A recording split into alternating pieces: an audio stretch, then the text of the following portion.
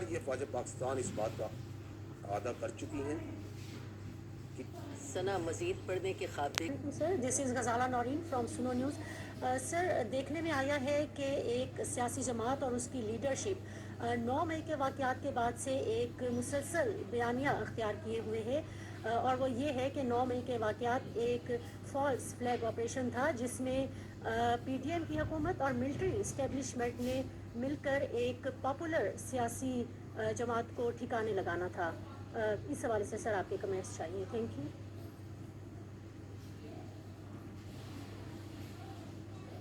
دیکھیے یہ جو آپ نے بات کی ہے کہ 9 مئی کا سانحہ فوج یا ایجنسیوں نے کروایا، اس سے زیادہ شرمناک اور افسوسناک بات نہیں کی جا سکتی. یہ بات کہنے والوں کی زہریلی سوچ اور سیاسی ذہن کی عکاسی کرتا ہے. وقت کی قلت کے باعث میں صرف چند زمینی حقائق آپ کے سامنے رکھتا ہوں اور آپ خود فیصلہ کیجیے. C C T V footages, audio recordings, تصاویر اور ملوث افراد کے اپنے بیانات سے یہ واضح ہوتا ہے کہ ایک منصوبہ بندی کے تحت 9 مئی کو چن چن کے فوجی تنصیبات کو نشانہ بنایا گیا اور 9 مئی سے بہت پہلے لوگوں کی فوج کے خلاف ذہن سازی کی، فوجی قیادت کے خلاف ذہن سازی کی. میں آپ سے سوال کرتا ہوں، کیا یہ ذہن سازی فوجی قیادت نے خود کروائی اپنے خلاف؟ گرفتاری کے چند گھنٹوں میں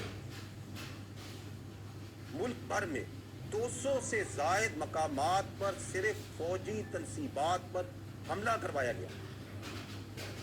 میں آپ سے یہ سوال کرتا ہوں کہ کیا راولپنڈی، لاہور، کراچی، چک دیرہ، ٹمر گرہ، ملتان، فیصل آباد، پشاور، مردان، کوئٹہ، سرگودا، میاں والی اور بہت سی جگہوں پر کیا فوج نے اپنے ایجنٹس پہلے سے پھیلائے ہوئے تھے؟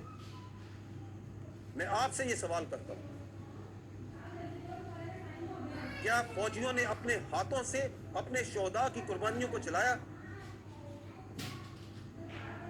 میں آپ سے سوال کرتا ہوں، کیا ہم نے اپنے فوجیوں کے ہاتھوں سے اپنے دفاع پاکستان کی علامات کو گروایا اور جلوایا؟ آپ مجھے اس بات کا جواب دیں کہ پاکستان کا فخر یوم تکبیر پشاور میں اس کو کیا فوجیوں نے جلایا؟ قلعہ بالا حصار کے آگے آتشی اسلحے کا مظاہرہ اور فائرنگ کس نے کی؟ غیر ملکی ذرائع ابلاغ اور شخصیات کو ریاست پاکستان اور فوج کے خلاف مواد کیا ہم نے خود پرووائڈ کیا؟ جب یہ چل رہا تھا سلسلہ، جب جلاؤ گراؤ ہو رہا تھا، تو اس وقت باہر سے بیٹھ کے، ملک میں بیٹھ کے نامی بے نامی اکاؤنٹ سے کون پرچار کر رہا تھا کہ مزید جلاؤ، مزید گراؤ اور قبضہ کرو؟ کیا یہ فوج کروا رہی تھی؟ یہ تو وہ چند حقائق ہیں جو مجھے